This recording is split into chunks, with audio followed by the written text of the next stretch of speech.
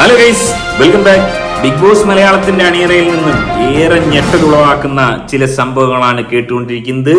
ഇന്നലെ നടന്നതും ഇപ്പോൾ ലൈവിലും നടന്നുകൊണ്ടിരിക്കുന്നതും ഒരുപക്ഷെ മുൻകാല സീസണുകളിൽ നിന്നൊക്കെ വ്യത്യസ്തമായിട്ട് മത്സരാർത്ഥികളായ കള്ള ഹിമാറുകൾ പുത്തൻ പുതിയ സ്ട്രാറ്റജികളാണ് ഇറക്കിക്കൊണ്ടിരിക്കുന്നത്. എനിക്ക് ആക്ച്വലി മനസ്സിലാവുന്നില്ല എന്താണ് സംഭവിക്കുന്നത്.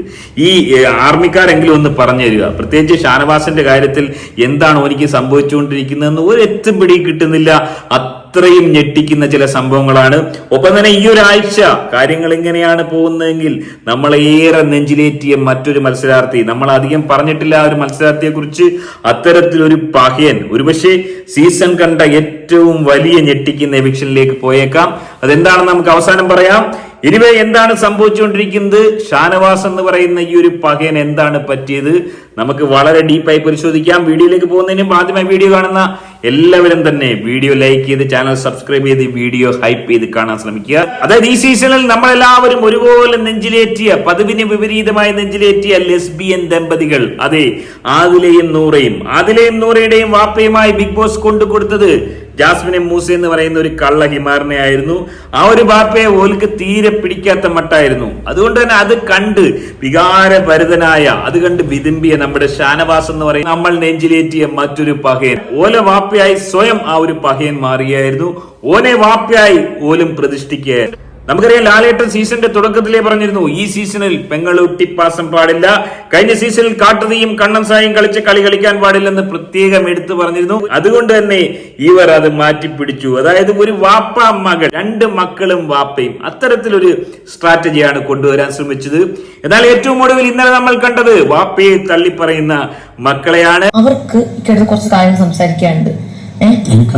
പറഞ്ഞ കേൾക്ക്, പൊന്നിക്കെന്ന് പറഞ്ഞ രണ്ട് പെൺകുട്ടികളുടെ കാര്യമാണ്. പ്ലീസ് പറഞ്ഞ എന്റെ പൊന്നു മോളെ, ഇത്രയും കാലം രണ്ട് പെൺകുട്ടി, എനിക്ക് രണ്ട് പെങ്ങന്മാരുണ്ട്, കുട്ടിയുണ്ട്. എന്നെ അവള് വാപ്പാന്റെ സ്ഥാനത്ത് കാണണം വേർഡ് പറഞ്ഞു. ആ വേർഡാണ് എനിക്ക് അവരോടുള്ള അറ്റാച്ച്മെന്റ് വന്നത്. അത് എന്റെ വീഴ്ചയായിരുന്നു, എന്റെ തെറ്റായിരുന്നു എന്ന് ഇപ്പൊ ബോധ്യപ്പെടുന്നുണ്ട്.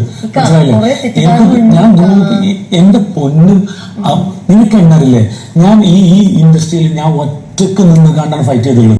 അതായത് പൊട്ടിക്കരയുന്ന ഷാനവാസിനെയാണ് കാണാൻ സാധിച്ചത്. വാപ്പയുടെ സ്ഥാനത്ത് കണ്ടു എന്ന് പറഞ്ഞപ്പോൾ ഇമോഷണലി ബ്രേക്ക് ഡൗൺ ആയി, എല്ലാം മറന്ന്, പ്രേക്ഷകരെ പോലും മറന്ന് ആ ഒരു ലെസ്ബിയൻ ദമ്പതികളുടെ കൂടെ അവരെ സപ്പോർട്ട് ചെയ്യാൻ പോയ നമ്മുടെ ഷാനവാസിനെ നമ്മൾ കണ്ടതാണ്.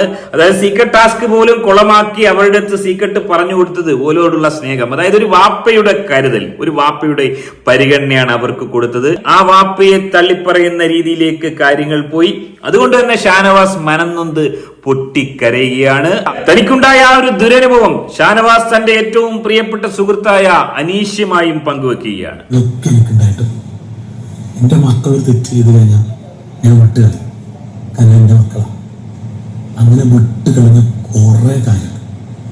പക്ഷെ അവൾ എന്നോട് റിയാക്ട് ചെയ്തൊക്കെ വേറെ രീതിയിലും വേറെ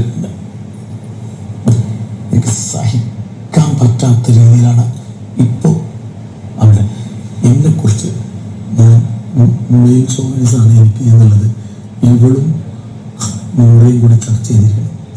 അതായത് ഇമോഷണലായി പൊട്ടിക്കരയുന്ന ഷാനവാസിന്റെ മുമ്പിൽ ഇഞ്ചി കടിച്ച കുരങ്ങനെ പോലെ നമ്മുടെ അനീഷ് എന്ന് പറയുന്ന പ്രിയ താരം ഒന്നും മിണ്ടാതെ ഓന്റെ ഇരിപ്പ് നോക്കുക, ഓനിരിക്കുകയാണ്.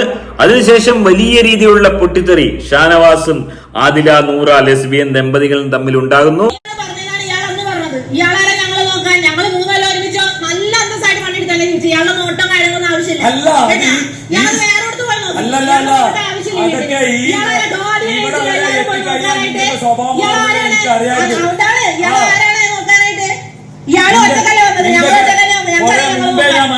അതായത് തങ്ങൾ അംഗീകരിച്ച് തങ്ങളുടെ വാപ്പയെ, തങ്ങളെ നെഞ്ചിലേറ്റിയ തങ്ങളുടെ വാപ്പയെ തള്ളിപ്പറയുന്ന ലെസ്ബിയൻ ദമ്പതികളെയാണ് കാണാൻ സാധിച്ചത്.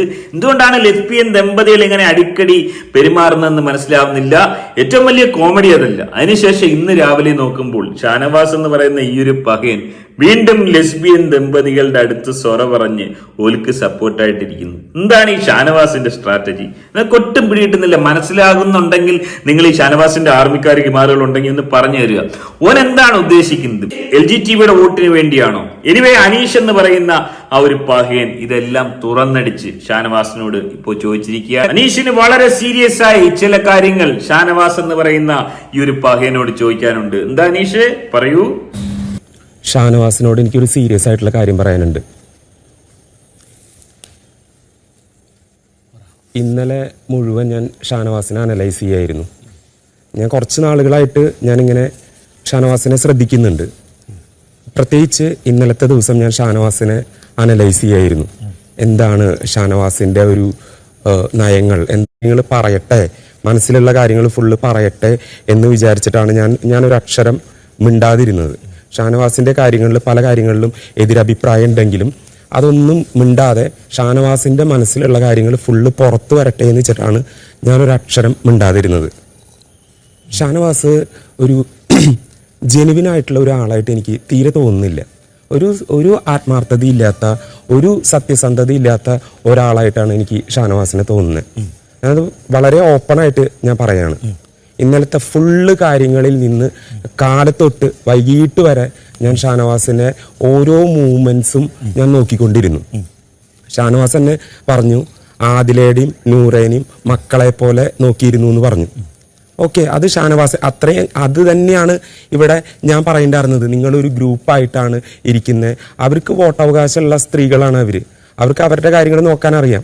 സ്കൂളിലൊക്കെ ഉണ്ടാക്കിയിട്ടുള്ള ഒരു സംഭവമാണല്ലോ നെവിൻ്റെ ഇഷ്യൂ അല്ലേ?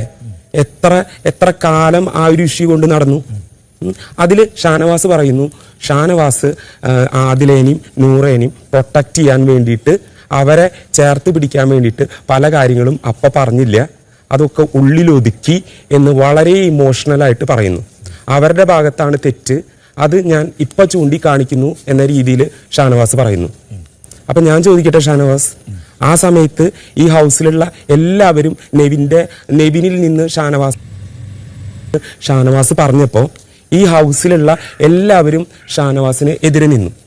ഒരു ഫ്രണ്ടായിട്ടുള്ള ഞാനാണ് ഷാനവാസിന് വേണ്ടി അവിടെ സംസാരിച്ചത് അല്ലേ?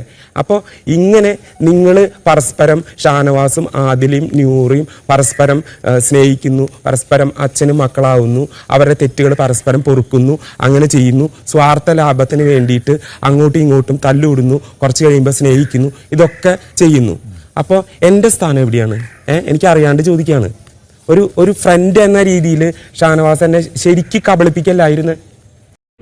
ഈ ഒരു വിഷയത്തിൽ അനീഷ് ചോദിക്കുന്ന ചോദ്യങ്ങൾ തന്നെയാണ് പ്രേക്ഷകരും ഒരുപക്ഷെ ചോദിക്കുന്നത്.